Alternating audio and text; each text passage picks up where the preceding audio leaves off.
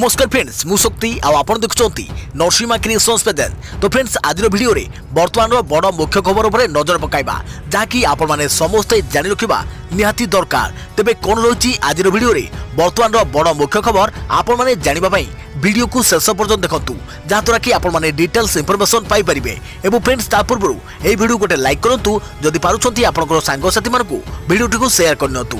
जदि फ्रेंड्स आपण माने आमो चैनल ले नुआ ही वीडियो देखुछंती पूर्व केबे भी हमरो चैनल को सब्सक्राइब करनाती तबे निहाती चैनल को सब्सक्राइब करे सहित पाखे आसुवा बेल आइकन को बजाय रखतांतु। तो फ्रेंड्स नंबर 1 रही सीमार फेरिबो शांति। एलआईसी रे विवाद मध्यरे भारत चीन मध्यरे सैन्य अधिकारी 14 घंटिया माराथन बैठक उत्तेजना कम करने को आलोचना। एलआईसी रे उत्तेजना कम करने पाई भारत चीन मध्यरे दीर्घ समय धरी सैन्य अधिकारी स्तरीय आलोचना होईची। गतकाली प्राय 14 घंटा धरी उभय पक्ष मध्यरे आलोचना होईची। एही बैठक गतकाली चुसुल रे सकाळ 11:30 आरंभ होई राति 2टा जाय चलीथिला। एथिरे उत्तेजना कम करबा सह चीन सेना पछकोटिया उपरे दुई पक्ष मध्यरे आलोचना होईची। भारत चीन मध्यरे यह चतुर्थ कोर कमांडर स्तरीय बैठक। खबर अनुसार उभय पक्ष निजर पुराना स्थान को फेरी जावाकू राजी होइछंती। एप्रिल मासरे दुई सेना जेउठा रहिथिले सेठाकू फेरिबाकू भारत मुख्यतः दाबी रखिछि।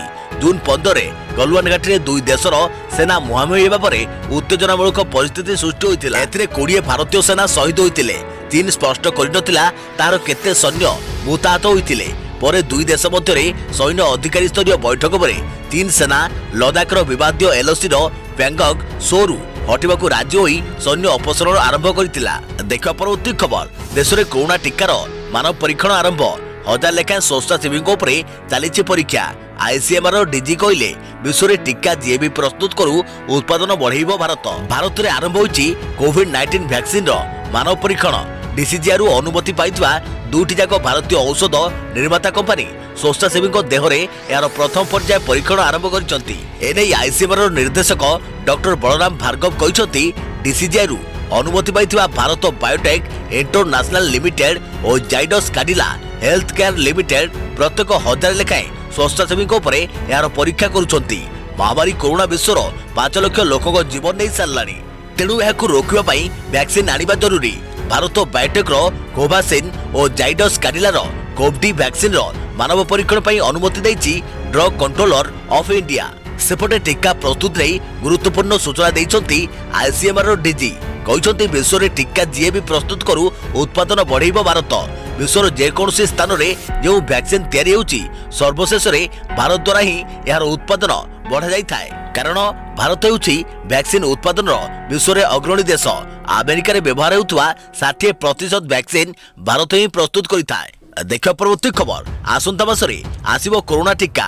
कोरोना विरुद्ध रे लढिबो रूसिया टीका। अनुष्ठानिक भावे सूचना देला रूसियार स्वास्थ्य मंत्रालय। अगस्ट 15 तारिख सुधा प्रस्तुत होई पारे रूसियार कोरोना टीका। एने रूसियार स्वास्थ्य मंत्रालय अनुष्ठानिक भावे सूचना देछि। सेप्टेम्बर सुधा एही टीका बाजार को आसी पारे बोली रूसियार लोकप्रिय गणमाध्यम मॉस्को टाइम्स रिपोर्ट प्रकाश करिछि। आसंता मासरे आसीबो कोरोना टीका। कोरोना विरुद्ध रे लढिबो रूसिया टीका। रूसियार लोकप्रिय खबर कागज मॉस्को टाइम्स सद्य प्रकाश रिपोर्ट रे दाबी कर अगस्ट मास मध्यभाग अर्थात 12 ରୁ 14 तारिख मध्य रूसिया प्रस्तुत करथिबा कोरोना टीका आसीबो। आउ सेप्टेम्बर मास बेलकू घरोई कंपनी गुड़िक व्यापक परिमाण रे टीका निर्माण करबा आरंभ करदेव बोली अनुष्ठानिक भावे कह जायछि। कोरोना संक्रमण रे अमेरिका ब्राजिल और भारत पछकू चतुर्थ स्थान रही रूसिया। आउ वैक्सीन निर्माण को एक आह्वान भावे ग्रहण करिसंती रूसिया सरकार। कोरोना टीका आनिबा एक जातीय सम्मान भावे ग्रहण करिसंती रूसिया रे गवेषणा करुवा डाक्तर और वैज्ञानिक।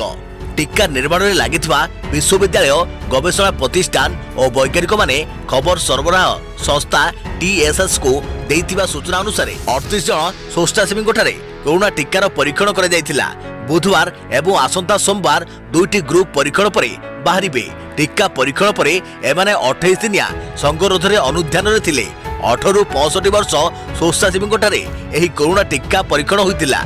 टीका परीक्षण पर बाहर स्वेच्छासेवी नजर रखा।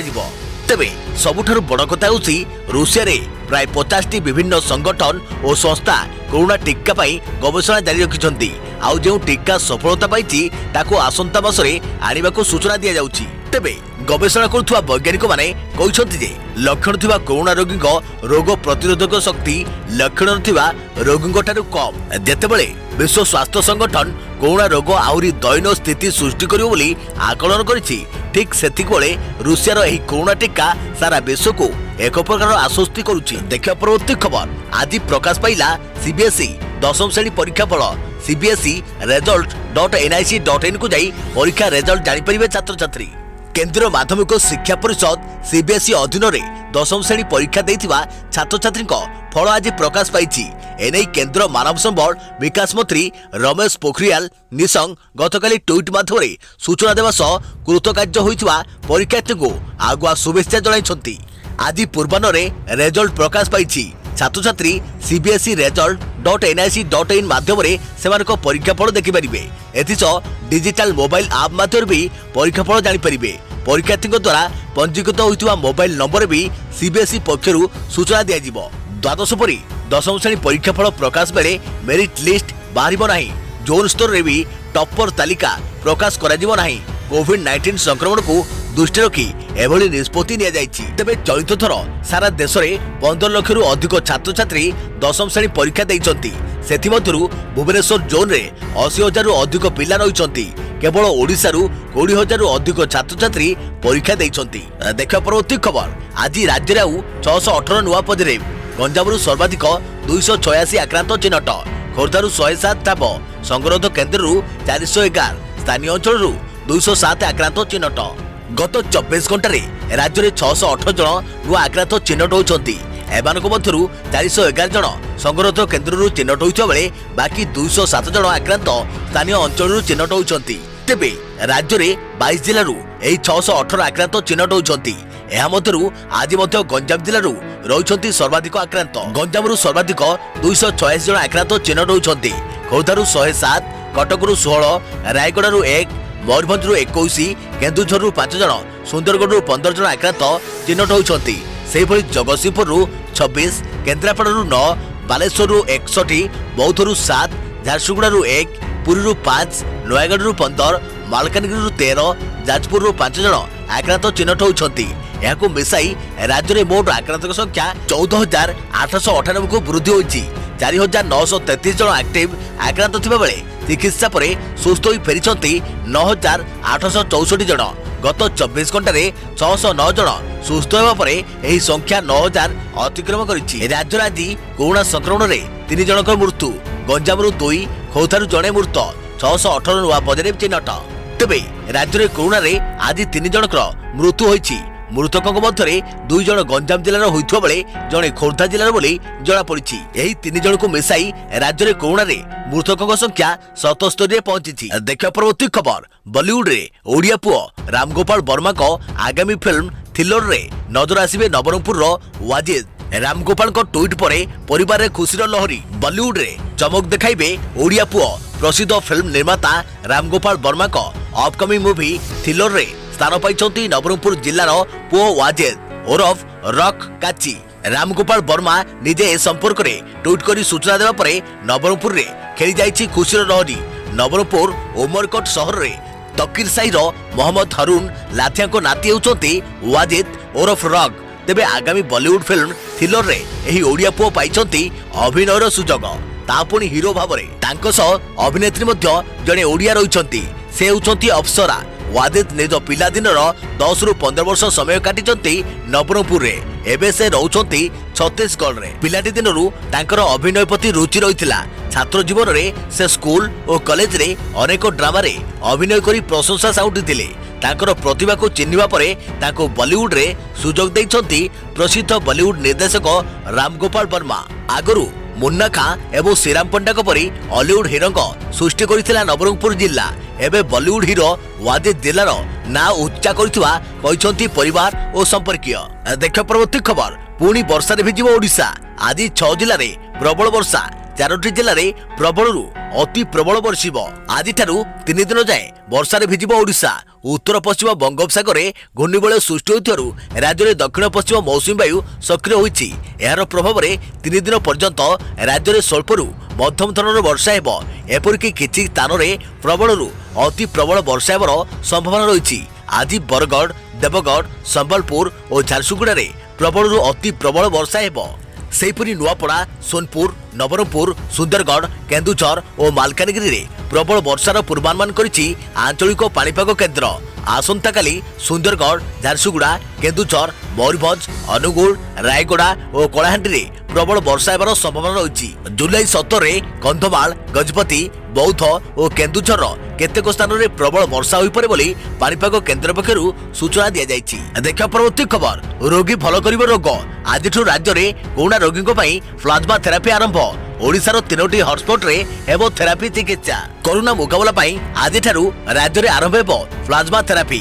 भुवनेश्वर सब केम्स और कटकर अश्विनी हॉस्पिटल रे आज प्लाज्मा थेरापी आरंभ कर। कटक एससीबी मेडिकल को प्लाज्मा थेरापी नोडाल सेंटर भाव काम कर पूर्व राज्य सरकार सूचना देइछंती। वर्तमान सुधा राज्य में 7000 कोरोना टेस्ट करा जायछि। आगामी एक सप्ताह मध्य टेस्ट 8000 रु 9000 को वृद्धि कर लोक मैंने जेपरी सुविधार टेस्ट करेंगे से अधिक घरोई चिकित्सालय को अनुमति दिज्व स्वास्थ्य विभाग अतिरिक्त मुख्य शासन सचिव प्रदीप महापात्र प्रकाश करछंती। घरोई हॉस्पिटल रे कोरोना चिकित्सा खर्च को नियंत्रण करने केंद्र सरकार को निर्देश देइछंती सुप्रीम कोर्ट। मंगलवार जनस्वास्थ्य मामलार शुणाणी करी खंडपीठ कहिथिले लोकों को घरोई हॉस्पिटल रे कोविड चिकित्सा पई अधिक खर्चांत हेबाकू पड़ुछि। तेणु केंद्र सरकार निज व्यापक क्षमता व्यवहार करी घरोई हॉस्पिटल रे कोरोना चिकित्सार मूल्य को नियंत्रण करने निर्देश देइछंती सुप्रीम कोर्ट। एथिसह कहिछंती महामारी समय घरोई हॉस्पिटल गुड़िक समस्त को सुहाइला भली चिकित्सा मूल्य नेबा उचित, जेपरि कौनसी व्यक्ति अधिक खर्चांत भय चिकित्सा सुविधा ठारू दूरे रहिला भली अभावनीय परिस्थिति सृष्टि न हेबो। एथिपई केंद्र सरकार डिजास्टर मैनेजमेंट एक्ट जरिया राज्य सरकार को निर्देश दे घरोई हॉस्पिटल रे कोविड चिकित्सार मूल्य को नियंत्रण करि परिबे। जुलाई 16 रे स्वास्थ्य मंत्रालय अधिकारी आवेदनकारी और घरोई हॉस्पिटल प्रतिनिधि को भेटी निष्पत्ति ने जे राज्य सरकार को कौन निर्देश दि जाई परिबो। यह पूर्व शुणाणी रे सुप्रीम कोर्ट घरोई हॉस्पिटल प्रतिनिधि को पचारिथिले जे कोरोना रोगी को आयुष्मान भारत योजना अनुसार धार्य मूल्य रे चिकित्सा करा जाई परिबो कि एने 2 सप्ताह भितर जवाब दाखल करने को supreme court health care association को निर्देश देइछंती। देखा परवर्ती खबर, कोरोना टीकार प्रथम पर्याय मानव परीक्षण सफल। कोरोना टीकार प्रथम पर्याय मानव परीक्षण सफल होछि। फार्मा कंपनी मोडर्ना पक्षरु एही परीक्षण करा जायछि। एही टीका नैथिबा रोगीଙ୍କ ठारे रोग प्रतिरोधक शक्ति वृद्धि पाउथवा परीक्षणर फलाफल स्पष्ट होइछि। अमेरिका गवेषक मानक तथ्य अनुसार प्रथम पर्याय 45 स्वयं सेवकों उपरे टीकार परीक्षण करा जायछि। जेउमानकु 2 थर टीका दिया जायछि सेमानको निकट रे कोरोना भूताणु को मारुथवा एंटीबॉडी अधिक मात्रा रे विकसित होउछि बोली न्यू इंग्लैंड जर्नल रे गवेषणा संबंधी एक रिपोर्ट प्रकाश पाइछि। अन्यपटे परीक्षा सामिल होउथवा स्वयं सेवक मानक ठारे कोनोसी पार्श्व प्रतिक्रिया देखिबाकू मिल नथिबा कोआ जाउछि। केवल सेमाने थकापण, मुंडबिंधा, थका लागिबा, मांसपेशी रे दरज एवं टीका नैथिबा स्थान रे दरज अनुभव करिसंती। जो माने 2 थर टीका नैचंती केवल सेमानक ठारे ही एही लक्षण देखा जायछि। सूचना अनुसार मोडर्ना हेउछि प्रथम कंपनी जे कोरोना टीकार मानव परीक्षण गत मास 16 रे आरंभ करथिला। भूताणुर जेनेटिक सिक्वेन्स जारी रहिबार 66 दिन पर कंपनी टीका प्रस्तुत करने सहित यार परीक्षण करथिला। National Institute of Allergy and Infectious Diseases निर्देशक डॉक्टर एंटोनी फोसी यह एक शुभ खबर बोली कहते। टीकार कौनसी पार्श्व प्रतिक्रिया नथिबारु या द्वारा उच्च स्तर एंटीबॉडी प्रस्तुत हो पारे बोली से कहते। देखा परवर्ती खबर, एसबीआई कर्मचारी बड़ खबर जोठार काम करें बैंक कर्मचारी। कोरोना संकट मध्य देशर सबुठारु बड़ बैंक एसबीआई निजर कर्मचारी खुशी खबर। आगामी समय एसबीआई कर्मचारी जेकोसी स्थान में काम करें। बैंक परिचालक कर्मचारी सुविधा जोगाड़ कर एसबीआई चेयरमैन रजनीश कुमार कहते बैंक एक ढांचा विकसित कर 1000 कोटी टंका संचय होबार अनुमान कर। मंगलवार दिन बैंकर 65तम वार्षिक साधारण सभा को संबोधित करी से कहते बैंकर पूरा नजर वर्तमान खर्च कम करने, कर्मचारी संख्या को जुक्ति संजोग करने, कौशल को पुणी सुधारिबा, उत्पादक सर्वोत्तम करने एवं प्रशासनिक कार्यालय बाहरी बिक्री कार्यालय पुणी नियोजित करने रहिबो। सर्वश्रेष्ठ विश्वस्तरीय प्रक्रिया पालन करी बैंक जेउठार काम करने बुनियादी ढांचा विकसित करियो से कहते। देखा परवर्ती खबर, अगस्ट 15 नियारा ढंगरे हेबो पालन। लालकिला रे जोगदेवे 1500 कोरोना विजेता। चलित वर्ष अगस्ट 15 लालकिला रे हेबाकु थिबा स्वाधीनता दिवस उत्सव रे छोट पिला जोगदेवे नाही। ସେମାନଙ୍କ ବଦଳରେ 1500 କରୋନା ବିଜେତା ଉତ୍ସବରେ ଉପସ୍ଥିତ ରହିବେ। କରୋନାକୁ ପରାଜିତ କରି ସୁସ୍ଥ ହୋଇଥିବା ଏହି ବ୍ୟକ୍ତିମାନେ ସ୍ୱାଧୀନତା ଦିବସରେ ପ୍ରଧାନମନ୍ତ୍ରୀ ନରେନ୍ଦ୍ର ମୋଦିଙ୍କ ଭାଷଣ ଶୁଣିବାର ସୁଯୋଗ ପାଇବେ। ଏହି କରୋନା ବିଜେତାଙ୍କ ମଧ୍ୟରେ 500 ଜଣ ପୋଲିସ ରହିଛନ୍ତି। ସେହିପରି 1000 ଜଣ କରୋନା ବିଜେତା ଦେଶର ଭିନ୍ନ ଭିନ୍ନ ଅଞ୍ଚଳରୁ ଆସିବେ। ଚଳିତ ବର୍ଷ କେବଳ 20% ଭିଭିଆଇପି ଏବଂ ଅନ୍ୟ ଲୋକଙ୍କୁ ଉତ୍ସବରେ ଯୋଗ ଦେବାର ଅନୁମତି ମିଳିବ। ଇତିମଧ୍ୟରେ ପ୍ରତିରକ୍ଷା ସଚିବ ଅଜୟ କୁମାର ଏବଂ ଏଏସ୍ଆଇ ମହାନିର୍ଦ୍ଦେଶକ ବି ବିଦ୍ୟାବତୀ ଲାଲକିଲ୍ଲାଠାରେ ହେବାକୁ ଥିବା ସ୍ୱାଧୀନତା ଦିବସ ଉତ୍ସବର ପ୍ରସ୍ତୁତି କାର୍ଯ୍ୟ ବୁଲି ତଦାରଖ କରିଛନ୍ତି। ଉତ୍ସବରେ କେବଳ 100 ଜଣ ଭିଭିଆଇପି ଯୋଗ ଦେବେ। ସୂଚନାଯୋଗ୍ୟ ପୂର୍ବରୁ ସ୍ୱାଧୀନତା ଦିବସ ଉତ୍ସବରେ 10,000 ଲୋକ ଯୋଗ ଦେଉଥିଲେ। ତେବେ କରୋନା ସଂକ୍ରମଣକୁ ଦୃଷ୍ଟି ରଖି ଏଭଳି ପଦକ୍ଷେପ ଗ୍ରହଣ କରାଯାଇଛି। ଦେଖିବା ପରବର୍ତ୍ତୀ ଖବର, ଏହି ଅଭିନେତ୍ରୀ କରୋନା ପଜିଟିଭ ହସ୍ପିଟାଲରେ ଭର୍ତ୍ତି। ଛୋଟ ପରଦାର ଲୋକପ୍ରିୟ ଅଭିନେତ୍ରୀ ସ୍ନେନୁ ପାରିକ କରୋନା ପଜିଟିଭ ଚିହ୍ନଟ ହୋଇଛନ୍ତି। ଏନେଇ ସେ ଟ୍ୱିଟରରେ ସୂଚନା ଦେଇଛନ୍ତି। କିଛି ଦିନ ପୂର୍ବେ ତାଙ୍କ ସ୍ୱାବ ରିପୋର୍ଟ ପଜିଟିଭ ଆସିଥିଲା। ଏବେ ସେ ହସ୍ପିଟାଲରେ ଚିକିତ୍ସାଧୀନ ଅଛନ୍ତି। ଏଥିସହ ସମସ୍ତେ ସୁରକ୍ଷିତ ରହନ୍ତୁ ବୋଲି ସେ କହିଛନ୍ତି। ସ୍ନେନୁ ସର୍ବଗୁଣ ସମ୍ପନ୍ନ ଇସ୍କବାଜ ଇସ ପ୍ୟାର କୋ କ୍ୟା ନାମ ଦୁ, ଦିଲ ବୋଲେ, ଓବରାୟ ଆଦି ଧାରାବାହିକରେ ଅଭିନୟ କରିସାରିଛନ୍ତି। ଦେଖିବା ପରବର୍ତ୍ତୀ ଖବର, ଦେଶରେ କରୋନା ଅଣାୟତ 2 ଦିନରେ ଆକ୍ରାନ୍ତଙ୍କ ସଂଖ୍ୟା 10 ଲକ୍ଷ ଟପିବା ଆଶଙ୍କା। ଦେଶରେ କରୋନା ମହାମାରୀ ସଂକ୍ରମଣ ଅଣାୟତ ହେବାରେ ଲାଗିଛି। ଗତ 24 ଘଣ୍ଟା ମଧ୍ୟରେ 29,429 ଜଣ ନୂଆ ଆକ୍ରାନ୍ତଙ୍କୁ ଚିହ୍ନଟ କରାଯାଇଛି। ସେହିପରି ଏହି ସମୟ ମଧ୍ୟରେ 582 ଜଣଙ୍କ ମୃତ୍ୟୁ ଘଟିଛି। ଦେଶରେ ମୋଟ କରୋନା ଆକ୍ରାନ୍ତଙ୍କ ସଂଖ୍ୟା 9,36,181 ଛୁଇଁଛି। ଅପରପକ୍ଷରେ ମୃତ୍ୟୁ ସଂଖ୍ୟା 24,309ରେ ପହଞ୍ଚିଛି। ଏବେ ପ୍ରତିଦିନ 29,000ରୁ ଅଧିକ ନୂଆ ଆକ୍ରାନ୍ତଙ୍କୁ ଚିହ୍ନଟ କରାଯାଉଛି। ଏଭଳି ଧାରା ଜାରି ରହିଲେ ଆଉ 2 ଦିନ ମଧ୍ୟରେ ଦେଶରେ କରୋନା ଆକ୍ରାନ୍ତଙ୍କ ସଂଖ୍ୟା 10 ଲକ୍ଷ ଟପିବାର ଆଶଙ୍କା ଦେଖାଦେଇଥିବା ସ୍ୱାସ୍ଥ୍ୟ ଓ ପରିବାର ମନ୍ତ୍ରାଳୟ ପକ୍ଷରୁ ସୂଚନା ଦିଆଯାଇଛି। ସୂଚନାଯୋଗ୍ୟ, ଇତିମଧ୍ୟରେ ଦେଶରେ 5,92,031 ଜଣ ଆକ୍ରାନ୍ତ ସୁସ୍ଥ ହୋଇ ଘରକୁ ଫେରିଛନ୍ତି। ସେହିପରି 3,19,840 ଚିକିତ୍ସିତ ହେଉଛନ୍ତି। ଦେଖିବା ପରବର୍ତ୍ତୀ ଖବର, ନବମ ଶ୍ରେଣୀ ଭୂଗୋଳ ବହିରେ ଭୁଲ ତଥ୍ୟ। ବିଦ୍ୟାଳୟ ଓ ଗଣଶିକ୍ଷା ବିଭାଗ ପକ୍ଷରୁ ପ୍ରସ୍ତୁତ ହୋଇଥିବା ନବମ ଶ୍ରେଣୀ ଭୂଗୋଳ ବହିରେ ଭୁଲ ତଥ୍ୟ ରହିଛି। ବହିର 18 ନମ୍ବର ପୃଷ୍ଠାରେ ଓଡ଼ିଶାର ପ୍ରଶାସନିକ ବିଭାଗ ସମ୍ପର୍କରେ ଭୁଲ ତଥ୍ୟ ଦିଆଯାଇଛି। ପିଲାମାନେ ଭୁଲ ପାଠ ପଢୁଛନ୍ତି। ଏହି ତ୍ରୁଟି ସମ୍ପର୍କରେ ଜଣେ ବ୍ୟକ୍ତି ଟ୍ୱିଟ ମାଧ୍ୟମରେ ବିଭାଗ ସମେତ ବିଭିନ୍ନ ବ୍ୟକ୍ତି ବିଶେଷଜ୍ଞ ଦୃଷ୍ଟି ଆକର୍ଷଣ କରିଛନ୍ତି। ଭୂଗୋଳ ବହିର ପ୍ରାକୃତିକ ବିଭାଗ ବିଷୟରେ 18 ନମ୍ବର ପୃଷ୍ଠାର ଶେଷ ଆଡ଼କୁ ଉଲ୍ଲେଖ ରହିଛି ଯେ ଓଡ଼ିଶାକୁ 3ଟି ଜିଲ୍ଲାରେ ବିଭକ୍ତ କରାଯାଇଛି।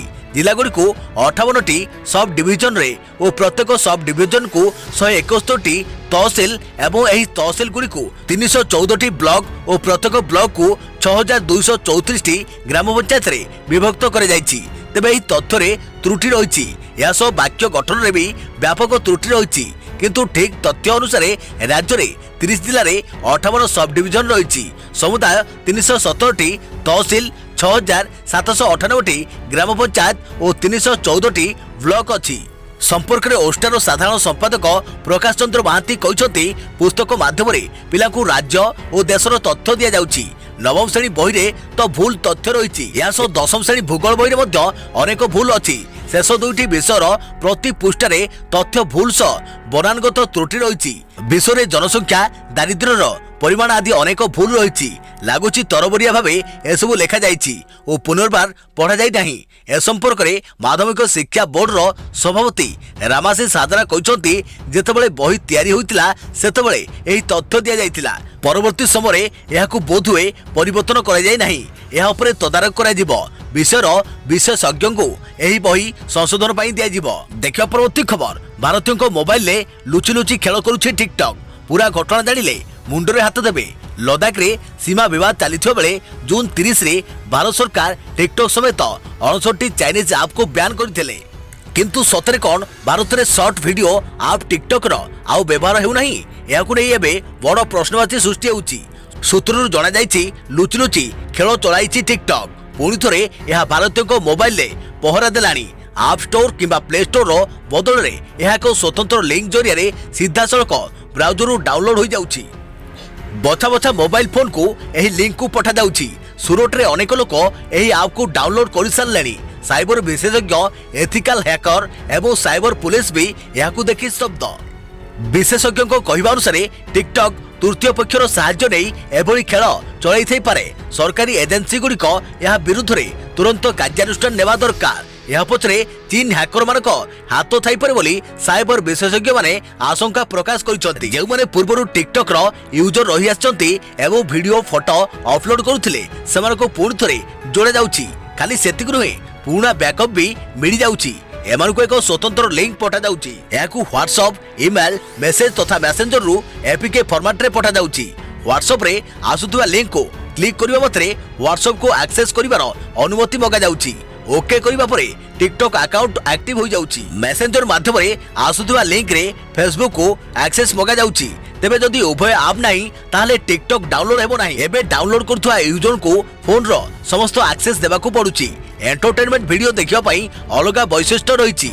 एथरो टिकटॉक वीडियो अन्य सोशल मीडिया ऐप रे शेयर हेउ नाही। सूचनायोग्य भारतीय को डाटा सुरक्षित को आखिके रखी भारत सरकार टिकटॉक, जेंडर, शेयर इट आदि समेत 68 चाइनीज ऐप को निषेध करिसंती। एही कंपनी गुडको जरिया रे चीन भारतर अनेक संवेदनशील तथ्य हातौथुवा अभियोग रहिछि।